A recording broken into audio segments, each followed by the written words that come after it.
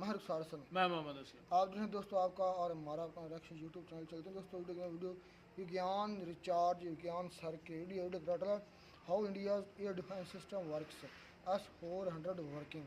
तो किस तरह असल में इंडिया का सिस्टम वर्क करता है, काम करता है, किस तरह उन्होंने पाकिस्तान के मिसाइल को रोका, या क्या सीन था, किस तरह क्रिएट हुआ, देखते हैं video. Hello and I welcome you to विज्ञान रिचार्ज। आइए बात करते हैं जरा इंडिया के एयर डिफेंस सिस्टम के बारे में। और मेरे हाथ में जो 13-14 पेज हैं, इसमें वो सभी सवाल हैं जो आजकल लोग इंटरनेट पर ढूंढ रहे हैं। तो चलिए सबसे जरूरी सवाल से शुरू करते हैं। जैसा कि आप जानते हो कि टर्की के पास S-400 एयर डिफेंस सिस्टम है और पाकिस्तान और टर्की दोनों चड्डी बड्डी हैं। तो S-400 से जुड़ी हुई वो कौन सी जानकारी है जो टर्की पाकिस्तान के साथ शेयर कर सकता है, और ऐसा करने से भारत को क्या नुकसान हो सकता है? तो सबसे पहला है रेडार फ्रीक्वेंसी और एमिशन पैटर्न, यानी कि भारत का S-400 किस फ्रीक्वेंसी पे काम कर रहा है और रेडार का रेडिएशन पैटर्न किस तरीके का है। देखो, रेडार फ्रीक्वेंसी पैटर्न का मतलब होता है कि एक रेडार किस तरीके से और कितनी बार रेडियो वेव छोड़कर रिसीव करता है और कौन सी फ्रीक्वेंसी पे काम करता है, उसके सिग्नल की दिशा, ताकत और शेप क्या है। ज्यादातर सर्वेलेंस रेडार L बैंड पर और fighter jet missile, guided missile ये X बैंड पर काम करती हैं। अगर दुश्मन को किसी रेडार की frequency, pulse pattern, modulation method और बीम विड्थ की जानकारी मिल जाए तो वो सेम फ्रीक्वेंसी पर हाई पावर सिग्नल भेजकर रेडार को अंधा कर सकता है। दुश्मन नकली सिग्नल भेजकर असली टारगेट को छिपा सकता है। इसके बाद आता है टारगेट ट्रैकिंग एल्गोरिदम। ये जानकारी क्रूज मिसाइल और फाइटर जेट को S-400 से बच निकलने की रणनीति बनाने में मदद कर सकती है। इसके बाद है रेडार का ब्लाइंड जोन। हर एक रेडार का कोई ना कोई ऐसा हिस्सा जरूर होता है जहां पर कुछ देर के लिए वो किसी भी तरह की ट्रैकिंग या स्कैनिंग नहीं कर पाता है। इसी को रेडार का ब्लाइंड जोन कहते हैं। अगर टर्की ये जानकारी साझा करता है तो इस जानकारी की मदद से फाइटर जेट्स को बच निकलने का रास्ता मिल सकता है। फिर इसके बाद आता है मिसाइल लॉन्च सीक्वेंस। इसका मतलब ये हुआ कि डिटेक्शन होने के बाद S-400 टारगेट को हिट करने में कितना समय लगाएगा। फिर है ECM डिटेल्स, यानी वो कौन से जैमर्स हैं जिनकी मदद से S-400 के रेडार को जैम किया जा सकता है। फिर है बैटरी डिप्लॉयमेंट फॉर्मेशन टेम्पलेट, यानी कि S-400 की जो पूरी बैटरी है उसको किस तरीके से असेंबल किया जाता है, ऑपरेट किया जाता है। फिर कमांड एंड कंट्रोल सेंटर के वीक पॉइंट्स, और लास्ट आता है रीलोड करने में कितना समय लगेगा। ये सारी जानकारी तुर्की शेयर कर सकता है। अब सवाल ये आता है, क्या तुर्की के पास ये जानकारी है? तो हाँ, बिल्कुल है। तुर्की के पास S-400 मिसाइल डिफेंस सिस्टम है, वो इसे ऑपरेट भी कर रहा है, उसकी ट्रेनिंग भी ली है और रशिया के द्वारा उसका मेंटेनेंस भी किया जा रहा है। अब सवाल आता है ये कि भारत इस चीज से कैसे निपटेगा। तो इसके लिए भारत S-400 का लॉजिक या कॉन्फ़िगरेशन उसे अपडेट कर सकता है। ऐसा करने पर तुर्की के द्वारा दी गई जानकारी बेकार हो जाएगी। भारत अपने रेडार की फ्रीक्वेंसी को भी मॉडिफाई कर सकता है, बल्कि जहां तक मुझे पता है S-400 हर देश के लिए अलग अलग कस्टमाइज किया जाता है। और रही बात रेडार को जाम करने की, तो S-400 अपने आप में इतना कैपेबल है कि वो इस तरह की चीजों को हैंडल कर सके, अपने आप ही कर लेता है। इसके अलावा तुर्की के सामने एक और परेशानी है, वो है EULA, यानी कि एंड यूजर एग्रीमेंट। जब भी दो देश एक दूसरे के साथ हथियार का व्यापार करते हैं तो वहां पर एक EULA साइन होता है। इसका मतलब है कि खरीदार देश उस टेक्नोलॉजी को किसी और देश के साथ साझा नहीं कर सकता। अगर कोई देश ऐसा करता है तो डील कैंसिल हो सकती है। भविष्य में जो स्पेयर पार्ट की जरूरत पड़ेगी उस पर भी रोक लग सकती है। बनाने वाला देश मिसाइल की सप्लाई को रोक सकता है, मेंटेनेंस बंद कर सकता है, और इसके अलावा जो संबंध खराब होंगे वो तो है ही। लेकिन क्या इसके अलावा भी जानकारी लीक हो सकती है? बिल्कुल हो सकती है। अब यहाँ पर तीन चीजें आती हैं। पहला है एस्पियोनाज, यानी कि जासूसी, दूसरा है रिवर्स इंजीनियरिंग, और तीसरा है राजनीतिक दबाव, यानी कि अमेरिका के प्रेशर में आकर अगर कोई देश किसी दूसरे देश की हथियार प्रणाली की तकनीक साझा कर दे तो ये हो गया राजनीतिक दबाव। और रिवर्स इंजीनियरिंग तो आप जानते ही हो कि अगर किसी देश के हाथ कोई हिस्सा लग जाए या पूरा का पूरा सिस्टम हाथ लग जाए तो वो उसको खोलकर उस पर रिवर्स इंजीनियरिंग लगाकर उसके काम करने के तरीके को समझ सकता है। हालांकि इसको रोकने के लिए भी बहुत सारे तरीके अपनाए जा चुके हैं जिन्हें हम आगे डिस्कस कर लेंगे। लेकिन यहाँ पर एक जरूरी सवाल है, और वो ये, क्या किसी ने पास्ट में इस तरह के एग्रीमेंट को तोड़ा है? तो हाँ, बिल्कुल तोड़ा है। जिसमें पहला नंबर आता है पाकिस्तान का। जब भारत ने बालाकोट में स्ट्राइक करी थी तो पाकिस्तान ने F-16 के रेडार और मिसाइल लॉजिक चीन के साथ साझा किए थे, ताकि चीनियों की मदद से वो Su-30 और मिराज के इलेक्ट्रॉनिक सिग्नेचर को समझ सके। अब इसका परिणाम क्या निकला? तो कुछ खास नहीं, अमेरिका ने डांट लगाई और मामला रफा दफा हो गया। अब जरा ये जान लेते हैं कि रेडार और मिसाइल लॉजिक क्या होता है। तो रेडार लॉजिक का मतलब है कि रेडार किस दिशा में देखेगा, कितनी बार देखेगा, किसे टारगेट मानेगा और किसे फॉल्स अलार्म मानेगा। और मिसाइल लॉजिक का अर्थ है रेडार से जानकारी लेकर हवा में अपनी दिशा को बदलना, एक साथ कई ऑब्जेक्ट को टारगेट करना, टारगेट के पास पहुंचकर ब्लास्ट करना और सही समय पर ब्लास्ट करना। अब ये जानकारी फाइटर प्लेन के इलेक्ट्रॉनिक सिग्नेचर के साथ कैसे मैच करती है, जरा ये समझो। देखो, जैसे हर इंसान के फिंगरप्रिंट अलग होते हैं, ऐसे ही हर फाइटर प्लेन का इलेक्ट्रॉनिक सिग्नेचर भी अलग होता है। जैसे कि फाइटर प्लेन का radar signature, infrared signature, radio emission signature, acoustic signature और इलेक्ट्रोमैग्नेटिक एमिशन, ये सारी वो चीजें हैं जिन्हें एक फाइटर प्लेन छुपाता है और इन्हीं को छुपाने को स्टेल्थ कहा जाता है। अब अगर ये जानकारी दुश्मन के हाथ लग जाए तो वो अपने फाइटर प्लेन और रेडार में मॉडिफिकेशन करके उसकी क्षमताओं को बहुत बढ़ा सकता है। इसके अलावा टर्की ने जब रशिया से S-400 मिसाइल डिफेंस सिस्टम लिया था, तब अमेरिका ने टर्की को F-35 के प्रोग्राम से बाहर निकाल दिया। अब ये F-35 का प्रोग्राम क्या है वो भी बताऊंगा। पहले जरा अगले के बारे में सुन लो। ये जो मिस्र है यानी कि इजिप्ट, इसने भी अपने अमेरिका से खरीदे हुए हथियार चीन को दिखाए थे,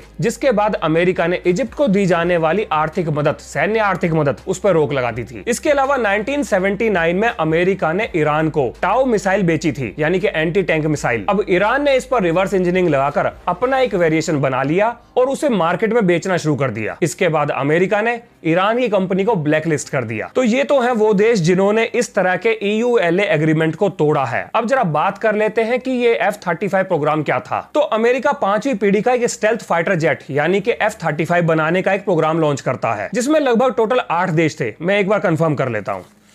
तो जी इसमें थे America, Britain, Italy, Australia, Netherland, Norway, Denmark और टर्की। कितने हो गए? 1 2 3 4 5 6 7 8, हाँ 8 हो गए। तो हम जरा टर्की के बारे में बात कर लेते हैं। तो टर्की इस प्रोग्राम में लगभग $1.5 बिलियन इन्वेस्ट करके थोड़े बहुत पार्ट को मैन्युफैक्चर और फाइटर जेट बनने के बाद उसे खरीदने के लिए एज अ पार्टनर जुड़ता है। लेकिन इसी बीच में टर्की डिसाइड करता है कि वो रशिया से S-400 खरीदेगा। अमेरिका उसे ऐसा करने से मना करता है, लेकिन टर्की फिर भी S-400 को खरीद लेता है, जिसके जवाब में अमेरिका टर्की को F-35 प्रोग्राम से बाहर निकाल देता है और उसकी $1.5 बिलियन की इन्वेस्टमेंट डूब जाती है। अब इन सारी चीजों के जवाब में टर्की रशिया से Su-35 और Su-57 फाइटर जेट खरीदने के लिए डील को आगे बढ़ाता है। इसके अलावा आपको यह जानना भी जरूरी है कि दूसरे देश रिवर्स इंजीनियरिंग से बचने के लिए अपने जो वेपन सिस्टम होते हैं उसमें क्या क्या चीजें करते हैं। तो पहली बात, इस तरह की टेक्नोलॉजी को बचाने के लिए सेल्फ डिस्ट्रक्शन मैकेनिज्म लगाया जाता है। इसके अलावा वेपन सिस्टम का सॉफ्टवेयर मिलिट्री ग्रेड एन्क्रिप्शन से सुरक्षित रहता है, जो बिना एन्क्रिप्शन की के एक्सेस नहीं किया जा सकता। इसके अलावा कुछ देश अपने वेपन सिस्टम में एक्सप्लोजिव्स का भी इस्तेमाल करते हैं, जो टेम्पर स्विच से कनेक्टेड रहते हैं। मतलब अगर कोई खोला बांदी करेगा तो स्विच एक्टिवेट हो जाएगा और पूरा सिस्टम नष्ट हो जाएगा। और ड्रोन्स में तो जीपीएस स्पूफिंग भी आ गई है। देखो, ड्रोन गाइडेंस सिस्टम पर निर्भर करता है। अगर ड्रोन का जीपीएस रिसीवर नकली सिग्नल को असली समझ ले तो उसका गाइडेंस सिस्टम उसे किसी नकली टारगेट की तरफ मोड़ सकता है। इसको जीपीएस स्पूफिंग कहते हैं। वैसे ड्रोन में किसी पर्टिकुलर लोकेशन को लॉक भी किया जा सकता है और ऐसा करने पर वो ड्रोन उस पर्टिकुलर जगह पर उड़ नहीं पाएगा, मतलब ठीक से काम नहीं करेगा। उदाहरण के लिए मैंने गाजियाबाद में एक ड्रोन बनाया, मेरे से किसी ने वो ड्रोन खरीद लिया। मेरे को शक था कि इस ड्रोन का इस्तेमाल दिल्ली में हो सकता है। मान लेते हैं कि होली के समय ड्रोन की मदद से पानी के गुब्बारे गिराने के लिए इसका इस्तेमाल होगा, पर मैं नहीं चाहता कि दिल्ली में इसका इस्तेमाल हो, तो मैं ड्रोन में दिल्ली को लॉक कर दूंगा और जैसे ही ड्रोन को ये पता लगेगा कि वो दिल्ली में एंटर कर गया, वो काम करना बंद कर देगा। इसके साथ साथ उसमें किल स्विच भी लगाया जा सकता है, जो दिल्ली को सेंस करते ही तुरंत अपने आप को उड़ा देगा। अब आता है सवाल, क्या भारत भी इस तरह की टेक्नोलॉजी का इस्तेमाल करता है? हाँ जी, बिल्कुल करता है। हमारी जो ब्रह्मोस मिसाइल है, अग्नि मिसाइल है, या DRDO के द्वारा बनाए गए जो UAVs हैं, उन सबकी टेक्नोलॉजी बचाने के लिए इस तरह के इंतजाम किए गए हैं। अब यहाँ पर आपके दिमाग में यह सवाल भी आ सकता है कि क्या रिवर्स इंजीनियरिंग करना इंटरनेशनल कानून का उल्लंघन नहीं है? तो नहीं, ऐसा नहीं है। आप रिवर्स इंजीनियरिंग करके किसी चीज की कॉपी बना सकते हैं, उसे इस्तेमाल कर सकते हैं, लेकिन अगर आप उसे बेचने जाओगे तो समस्या है। तब इसे EULA एग्रीमेंट का उल्लंघन माना जाएगा। एक उदाहरण के लिए मान लो कि आपने किसी देश पर कोई मिसाइल मारा, वहां पर वो जाकर नहीं फटा, तो वो मिसाइल उस देश की प्रॉपर्टी हो जाएगा। अब वो उसके साथ जो चाहे वो कर सकते हैं, लेकिन उसे इंटरनेशनल मार्केट में बेच नहीं सकते। अब जरा बात कर लेते हैं ख्वाजा आसिफ के बयान की, यानी कि पाकिस्तानी डिफेंस मिनिस्टर। उन्होंने अपनी असेंबली में यह बात कही थी कि पाकिस्तानी एयर डिफेंस सिस्टम ने जानबूझकर इंडियन ड्रोन्स को मारने की कोशिश नहीं करी, क्योंकि अगर वो ऐसा करते तो इंडियन ड्रोन्स को उनके डिफेंस सिस्टम की लोकेशन का पता लग जाता। कल का जो ड्रोन हमला हुआ, वो ड्रोन हमला बेसिकली हमारी जो लोकेशंस हैं उसको डिटेक्ट करने के लिए जो है किया गया। एक टेक्निकल चीज़ है जिसको मैं उस तरह एक्सप्लेन नहीं कर सकता, और इसलिए उनको इंटरसेप्ट ना किया गया ताकि हमारी लोकेशंस जो हैं वो लीक ना हो या वो लोकेट ना हो। अब मार्केट में ये अफवाह उड़ाई जा रही है कि ऐसा थोड़ी होता है। नहीं भाई साहब, ऐसा होता है, और इस चीज को अपने दिमाग से निकाल दो कि एक ड्रोन एयर डिफेंस सिस्टम की लोकेशन का पता नहीं लगा सकता। बिल्कुल लगा सकता है। मैं आपको 2 एग्जांपल देता हूं। अमेरिका का ग्लोबल हॉक और रीपर ड्रोन सिस्टम बड़े आराम से एयर डिफेंस सिस्टम की लोकेशन का पता लगा सकते हैं। यहां पर 2 टेक्नोलॉजी का इस्तेमाल होता है, पहली सीड और दूसरी AOA, जिसमें पहली है suppression of enemy air defence और दूसरा है एंगल ऑफ अराइवल। अब ये तो होगी ख्वाजा आसिफ के बयान से जुड़ी हुई बात, लेकिन जो चीज मेरे भी समझ में नहीं आई वो थी ये, चलो जी आपने ड्रोन को हिट कर दिया, मार लिया, उसे जानकारी मिल गई, उसने वो जानकारी आगे साझा भी कर दी, तो एयर डिफेंस सिस्टम तो पोर्टेबल व्हीकल पर लगा होता है, आप उसकी लोकेशन को बदल दो। अब ये वो चीज थी जो मेरे लॉजिक से परे थी, क्योंकि यही काम तो इंडिया ने भी किया है। पाकिस्तान की तरफ से आने वाले जो ड्रोन्स थे उन्हें हमारे मिसाइल डिफेंस सिस्टम ने नष्ट कर दिया। अब अगर हमारे डिफेंस सिस्टम की लोकेशन का पता भी लग जाए तो क्योंकि वो पोर्टेबल हैं, तो उन्हें एक जगह से दूसरी जगह पर शिफ्ट किया जा सकता है और बहुत जल्दी से शिफ्ट किया जा सकता है। तो लोकेशन का पता लगने के बाद भी कोई फायदा नहीं है, लेकिन फिर भी ये पता होना चाहिए कि एक ड्रोन किस तरीके से एयर डिफेंस सिस्टम की लोकेशन का पता लगा सकता है। तो उसके लिए जो पहली चीज है वो है RF सिग्नल स्निफिंग, दूसरा इंफ्रारेड सिग्नेचर, तीसरा विजुअल सर्वेलांस और चौथा है हाई रेजोल्यूशन रडार इमेजिंग। वैसे अगर S-400 की लोकेशन का पता भी लग जाए तो S-400 उस ड्रोन को छोड़ेगा नहीं। ये मिसाइल डिफेंस सिस्टम इतने कैपेबल होते हैं कि अपने तरफ आ रही किसी भी चीज को ये बड़े आराम से ट्रैक करके नष्ट कर सकते हैं। अब जरा बात कर लेते हैं कि ये S-400 मिसाइल डिफेंस सिस्टम आखिर काम कैसे करता है, यानी कि स्टेप बाय स्टेप क्या क्या चीजें इसके अंदर होती हैं। तो सबसे पहले मान लेते हैं कि दुश्मन देश ने अपनी कोई मिसाइल लॉन्च कर दी। अब यहाँ पर S-400 का बिग बर्ड नाम का रडार लगभग 600 किलोमीटर के एरिया को स्कैन करके उस मिसाइल की स्पीड, डायरेक्शन, हाइट और ट्रेजेक्टरी को कैलकुलेट कर लेगा। अब ये डाटा सीधा कमांड पोस्ट को भेजा जाएगा। अब कमांड पोस्ट में इस डाटा की मदद से टारगेट आइडेंटिफिकेशन और क्लासिफिकेशन होगी, मतलब ये मिसाइल दोस्त है कि दुश्मन, फ्रेंड एंड फो, इसके बारे में पता लगाया जाएगा। जाहिर सी बात है कि मिसाइल की ट्रेजेक्टरी और उसकी स्पीड देखकर बड़ी आसानी से ये बात पता लग जाएगी कि ये मिसाइल किस टारगेट को हिट करने जा रही है। अब इसके बाद थ्रेट असेसमेंट होगा, यानी कि ये डिसाइड किया जाएगा कि इस मिसाइल को मार गिराने के लिए कौन सी मिसाइल फायर की जाएगी और कितनी मिसाइल फायर की जाएंगी। हाँ जी, कई बार एक टारगेट को मारने के लिए 1 से ज्यादा मिसाइल फायर की जाती हैं, लगभग 2 तो फायर कर ही देते हैं। अब इसके बाद फायर कंट्रोल रडार टारगेट को लॉक करता है, फायर कमांड दी जाती है और मिसाइल को कोल्ड लॉन्च किया जाता है। अब ये कोल्ड लॉन्च क्या है ये मैं आपको आगे बताने वाला हूँ। अब मिसाइल कैनिस्टर से बाहर निकलती है और सीधा अपने टारगेट की तरफ चली जाती है। अगर टारगेट लगातार हवा में मूव कर रहा है तो मिड कोर्स करेक्शन भी किया जाता है, यानी कि मिसाइल अपना रास्ता बदलकर अपने टारगेट की तरफ बढ़ती ही रहती है और जैसे ही इंटरसेप्टर मिसाइल अपने टारगेट से 10-15 किलोमीटर की दूरी पर होती है तुरंत उसका ऑन बोर्ड रेडार वो एक्टिव हो जाता है। अब मिसाइल पे लगा हुआ ये रेडार अपने टारगेट को लॉक करके सीधा उसकी तरफ जाकर या तो प्रॉक्सिमिटी स्विच की मदद से ब्लास्ट होगा या काइनेटिक इंपैक्ट की मदद से टारगेट को नष्ट कर देगा। अब प्रॉक्सिमिटी स्विच का मतलब ये हो गया कि आप डायरेक्ट इंपैक्ट नहीं मारोगे, यानी कि अपने टारगेट से टकराओगे नहीं, बल्कि उसके पास पहुंच के एक जोरदार धमाका करके उसे अपने साथ लेकर उड़ जाओगे। डायरेक्ट काइनेटिक इंपैक्ट और प्रॉक्सिमिटी स्विच, इन दोनों टेक्नोलॉजीज का आज के समय इस्तेमाल किया जाता है। इसके बाद बैटल डैमेज असेसमेंट किया जाता है, यानी कि पता लगाया जाता है कि टारगेट नष्ट हुआ या नहीं। अगर हो गया तो ठीक, और अगर नहीं हुआ तो दूसरी मिसाइल फायर कर दी जाती है। लेकिन एक बार के लिए मान लीजिए कि एक साथ बहुत सारी मिसाइल फायर कर दी गई हैं, तो मिसाइल डिफेंस सिस्टम इन्हें कैसे हैंडल करेगा। तो देखो जी, S-400 36 टारगेट्स को एक साथ ट्रैक कर सकता है। S-400 सिस्टम अपने आप में डिफेंस अम्ब्रेला है, यानी कि अपने आप को बचाने के लिए इसके पास सारी चीजें मौजूद हैं। अब यहाँ पर कुछ लोगों के दिमाग में ये सवाल भी आता है कि S-400 मिसाइल डिफेंस सिस्टम में 4 ट्यूब लगी होती हैं, तो इन 4 ट्यूब में तो 4 मिसाइल आनी चाहिए, तो 36 टारगेट को ट्रैक करके 72 मिसाइल कैसे फायर की जा सकती हैं। तो देखो जी, S-400 की बैटरी में सिर्फ एक लॉन्चर नहीं होता बल्कि 8 लॉन्चर होते हैं। हर लॉन्चर में 4 मिसाइलें हैं, तो 8 चौक 32 यानी टोटल 32 मिसाइल हो गई। लेकिन ये इतना कैपेबल है कि अगर हवा में 70 52 मिसाइलें भी एक साथ चल रही हैं, तो ये उन सबको गाइड कर सकता है। अब यहाँ पर एक सवाल ये भी आता है कि अगर एक बार मिसाइल फायर कर दी तो जिस ट्यूब से मिसाइल निकली थी उसमें मिसाइल रीलोड कैसे होगी? तो नहीं होगी। रशिया अपने यहाँ से कैनिस्टर ट्यूब को सील करके भेजता है, यानी उसके अंदर जो मिसाइल है उसे आप बैटलफील्ड में रीलोड नहीं कर सकते। एक बार खाली होने के बाद कैनिस्टर को निकालकर अलग कर दिया जाता है और उसकी जगह पर दूसरा कैनिस्टर लगाया जाता है और ये सारा काम एक क्रेन की मदद से होता है। अब आपके दिमाग में ये ख्याल भी आ सकता है कि क्यों ना हम इस कैनिस्टर में अपने देश में बनी हुई मिसाइल डाल दें। तो देखो, चीजें ऐसे काम नहीं करती। इसे आप कुछ इस तरीके से समझो कि आपने एचपी का प्रिंटर खरीदा और कैनन का सॉफ्टवेयर लिया और अब आप कैनन के सॉफ्टवेयर से एचपी के प्रिंटर को चलाना चाह रहे हो, यानी हार्डवेयर और सॉफ्टवेयर दोनों अलग अलग हैं। ठीक बिल्कुल इसी तरीके से जब आप इंडियन मेड मिसाइल को कैनिस्टर में डालोगे तो मिसाइल डिफेंस सिस्टम के सॉफ्टवेयर और हार्डवेयर के बीच में जो हैंडशेक होता है वो नहीं होगा और पूरा सिस्टम कोलैप्स कर जाएगा और हो सकता है कि उसका सेल्फ डिस्ट्रक्शन मैकेनिज्म एक्टिवेट हो जाए। तो ये बात बिल्कुल क्लियर है कि अगर हमें S-400 मिसाइल डिफेंस सिस्टम चलाना है तो उसके लिए मिसाइलें सील्ड कंटेनर में, कैनिस्टर में हमें रशिया से ही लेनी पड़ेंगी। अब क्या ऐसा कोई जुगाड़ हो सकता है कि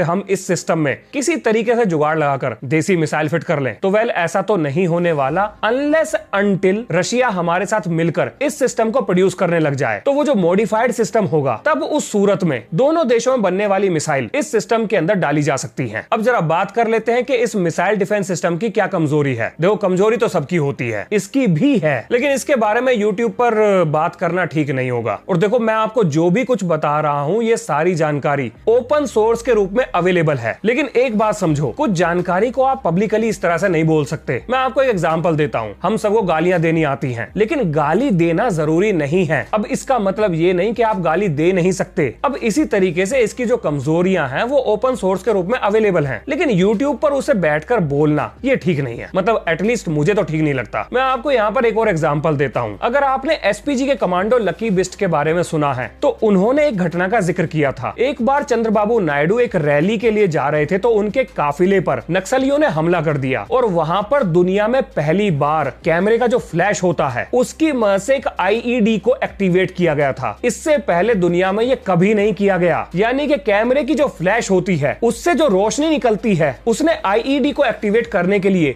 जो जरूरी वोल्टेज थी उसको हासिल करने में मदद करी। अब आप यही लॉजिक ले लो कि हर चीज की कोई ना कोई कमजोरी निकाली जा सकती है, लेकिन उसके बारे में यूट्यूब जैसे प्लेटफॉर्म पे बैठकर बात करना मुझे ठीक नहीं लगता। बाकी अगर आपने क्लास 12 की फिजिक्स अच्छे से पढ़ रखी है तो वहां से आपको रेडार टेक्नोलॉजी के लूप होल्स के बारे में पता लग जाएगा। अब जरा ये बात कर लेते हैं कि S-400 अपने आप को डिटेक्ट होने से कैसे बचा पाता है। तो जी सबसे पहले तो इसको बचाने के लिए इसके अंदर थर्मल सिग्नेचर सप्रेशन लगाया गया है। अब ये क्या चीज है? देखो, S-400 को चलाने के लिए इसमें ऑन बोर्ड जनरेटर रहते हैं। इमरजेंसी के केस में इसे ग्रिड से भी पावर दी जा सकती है क्योंकि बिना बिजली के थोड़ी चलेगा ये। अब इसके जनरेटर मिलिट्री ग्रेड के होते हैं, बिल्कुल साइलेंट, लेकिन जब मैकेनिकल चीज चलेगी तो हीट तो पैदा करेगी। तो अब इस हीट को दबाना है ताकि इस सिस्टम का इंफ्रारेड सिग्नेचर दुश्मन के हाथ ना लग जाए। तो इस काम के लिए जनरेटर के एग्जॉस्ट पाइप पर हीट डिफ्यूजर्स लगाए जाते हैं, उसे शील्ड किया जाता है और हीट को जमीन में भेजने के लिए हीट सिंक का भी इस्तेमाल किया जाता है। इसके अलावा जो वायर यूज की गई है उनकी भी EMI शील्डिंग की जाती है। इसमें Faraday cage, frequency filter circuits और मैग्नेटिक सप्रेशन कॉइल्स भी लगे हैं। ये सारी चीजें S-400 को छुपाने में मदद करती हैं। अब जरा जान लेते हैं कि इसकी रेंज कितनी है। जैसा कि आप जानते हो कि S-400 इसके नाम से ही पता लगता है कि ये 400 किलोमीटर तक अपने टारगेट को नष्ट कर सकता है, लेकिन कितनी ऊंचाई पर नष्ट कर सकता है? तो 30 किलोमीटर। इसमें अलग अलग रेंज की मिसाइलें इस्तेमाल होती हैं,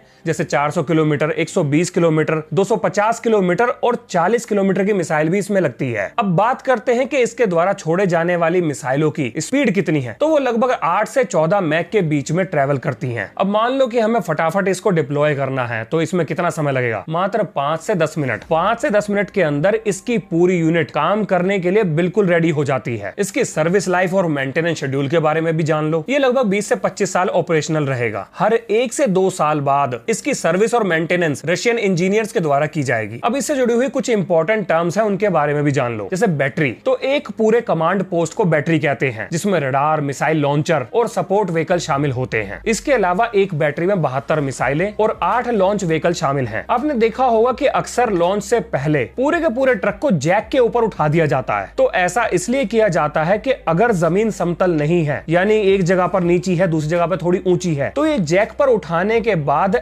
एग्जैक्ट इसे जमीन से 90 डिग्री पर खड़ा करता है और लॉन्च के समय मिसाइल के द्वारा जो थ्रस्ट पैदा किया जाएगा उस थ्रस्ट को ये जैक झेल जाते हैं जो टायर नहीं कर पाएंगे। अब जरा बात करते हैं कि कोल्ड लॉन्च क्या होता है। तो देखो, मैंने आपको बताया था कि मिसाइल को एक कैनिस्टर के अंदर सील करके रखा जाता है। इसके अंदर एक इनर्ट गैस का एक्सप्लोजन होगा जो मिसाइल को मिसाइल ट्यूब से बाहर फेंकेगा और बाहर आने के बाद मिसाइल का इंजन फायर होगा और तब जाकर मिसाइल अपने टारगेट की तरफ बढ़ेगी। अब ये जो गैस का एक्सप्लोजन होता है इसी को कोल्ड लॉन्च कहते हैं, जबकि हॉट लॉन्च में मिसाइल ट्यूब के अंदर ही फायर की जाती है। इसके अलावा टारगेट को ढूंढने के लिए इसमें बिग बर्ड नाम का रेडार लगा है और ग्रेव स्टोन नाम का रेडार टारगेट को लॉक करता है। बस यही वो सवाल जवाब थे जो मैं आपसे डिस्कस करना चाहता था। मुझे लगता है कि आपको S-400 की वर्किंग और उससे जुड़ी हुई बहुत सारी गलतफहमियों को दूर करने में काफी मदद मिली होगी। इस वीडियो के बारे में कोई सवाल या सुझाव हो तो कमेंट में जरूर लिखें और अगर कोई ऐसा सवाल है जो मुझसे छूट गया है उसका जवाब आप चाहते हैं तो भी कमेंट में लिखें। अगर हो सका तो मैं जवाब जरूर दूंगा। तो ये है इस वीडियो का अंत। मिलते हैं नेक्स्ट वीडियो में। जय हिंद, जय भारत।